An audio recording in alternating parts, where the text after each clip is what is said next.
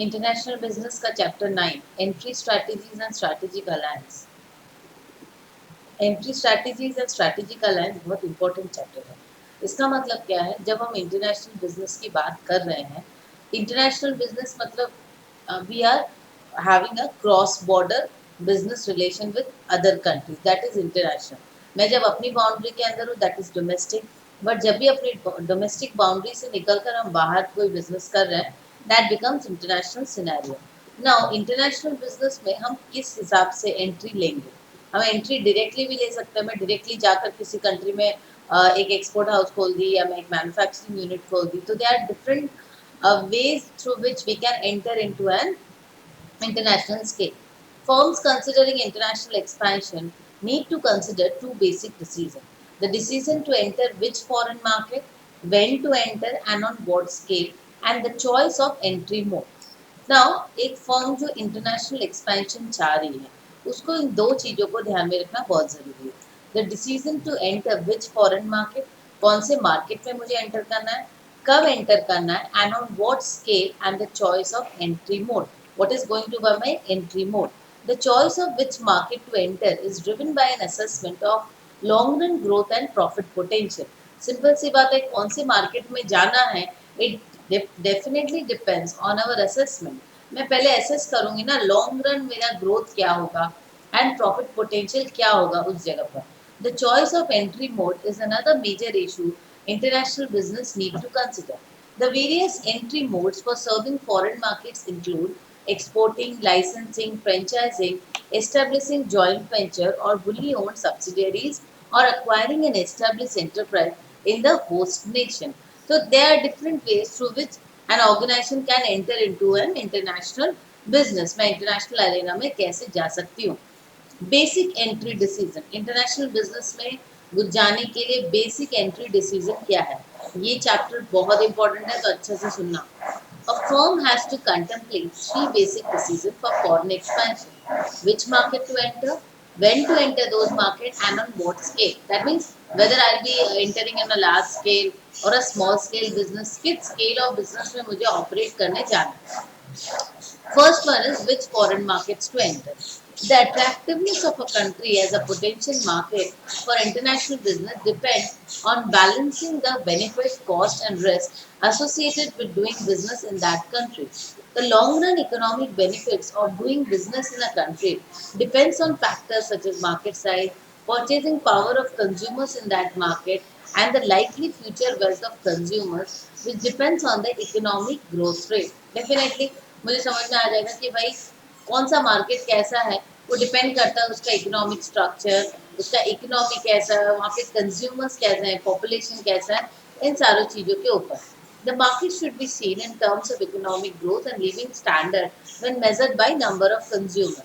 Normal सी बात है, अगर मैं कंज्यूमर्स को देख लूँ कि भाई पॉपुलेशन क्या है, तो पॉपुलेशन, नंबर ऑफ पॉपुलेशन के संग उनके living standard is equally important, right? For instance, China and to a lesser extent India, though relatively poor to other developed nations, are attractive targets for inward investment. Alternatively, a weak growth in Indonesia makes it less attractive a target for inward investment. Inward investment मतलब Make in India project है ना, it's a type of inward investment. That means we are asking FDI foreign investors to invest in our country. तो वो क्या है? I'm asking for inward investment कि आप आओ और हमारे यहाँ पे इन्वेस्टमेंट करो। सो इट डिपेंड्स कि भाई कैसी कंट्री है और उस कंट्री का प्रोफाइल क्या है, उसके हिसाब से इनवर्ड इन्वेस्टमेंट देखा जाता है। The cost and risk associated with doing business in a foreign country are lower in economically advanced and politically stable democratic nation, and they are greater in less developed and politically unstable nation, right? Definitely जहाँ पे economically advance nation है वहाँ पे cost और risk जो है that is lower, because मुझे पता है कि यहाँ पे बिजनेस चलेगा। But in less developed countries, LDCs and developing nations जहाँ अनस्टेबल है सब कुछ, वहाँ पर कॉस्ट और रिस्क दोनों ही ज़्यादा होता है। Others being equal, the benefit cost risk trade off is likely to most favorable in politically stable developing and developed nations that have a free market system. See, benefit cost trade off is likely to most favorable. Politically stable जो जगह होगी वहाँ पे हमारा benefit cost trade off जो होगा वो ठीक ठाक होगा, बिकॉज वहाँ पे इन्फ्लेशन डिफ्लेशन बहुत ज़्यादा अप्स एंड डाउन्स नहीं होते हैं.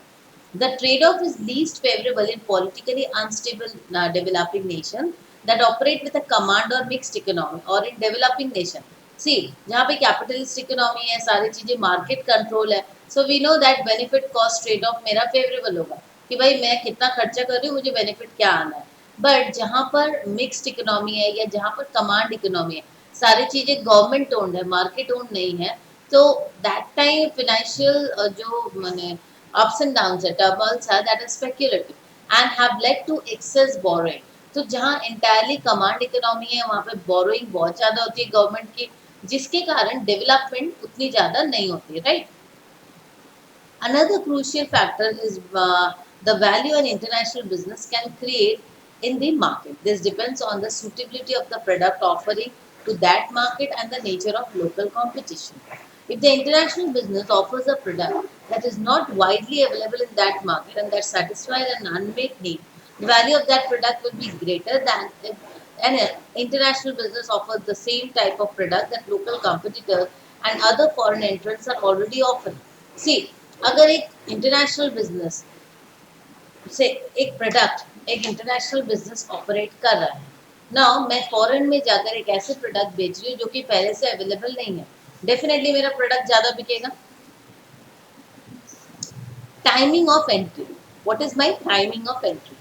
Now, timing of entry is another important factor. देख, कोई प्रोडक्ट हम ऑफर कर रहे हैं किसी भी मार्केट में हो, आइदर वो डोमेस्टिक मार्केट में हो या इंटरनेशनल मार्केट में हो, जैसे फर्स्ट मूवर का जो एडवांटेज होता है, the company which come up as a leader, definitely उनका एक फर्स्ट मूवर एडवांटेज होगा. They can skim the creamy layer of the customer because वो फर्स्ट मूवर है, जो पहले एक प्रोडक्ट को ऑफर करेगा, मार्केट शेयर उनका डेफिनेटली ज़्यादा होगा. One first mover advantage is the ability to preempt rivals and capture demand by establishing a strong brand name. तो first mover advantage है, मेरे brand सबको ही जानेंगे. A second advantage is the ability to build sales volume in the country and ride down the experience curve ahead of rivals, giving a cost advantage to the early entrant before the late entrant. एक early एंट्रेंट जो उस field में रहेगा, definitely उसका cost advantage हो जाएगा because of building a brand and getting the volume of customer. The cost advantage may enable the early entrant to cut prices below the late entrant. देखो, जो late entrant है, जो पहले आ गया है, उसका वॉल्यूम ऑफ कस्टमर इतना बढ़ गया है कि वो अपने दाम को घटा सकता है because of large scale production and getting economies of scale. So definitely the person who will be the competitors who are coming late in the competition, उनका कॉस्टिंग तो बराबर नहीं रहेगा. जो ऑलरेडी पीएनजी और हिंदुस्तान लेवर जो चीजें जो प्रोडक्ट जिस दाम में ऑफर करेंगे, एक नया सर्फ की कंपनी या साबुन की कंपनी उस प्राइस में डेफिनेटली ऑफर नहीं कर सकती है. A third advantage is the ability of early entrant to create switching costs that bind customers to their products and services. Such switching costs make it difficult for late entrants to win business. क्या होता है, customers को भी कभी कभी सोचना पड़ता है, मैं यहाँ से वहाँ स्विच करो, सो उनको भी फील होता है नहीं स्विच करना इज नॉट फेवरेबल, इस टाइप का. सो इन दैट केस उनका ये बहुत एडवांटेज हो जाता है जो फर्स्ट मूवर रहते हैं. Some disadvantages are also associated with entering a foreign market before international business enters. These are referred to as first mover disadvantages. देखो, जैसे फर्स्ट मूवर का एडवांटेजेस है, डिसएडवांटेजेस भी है.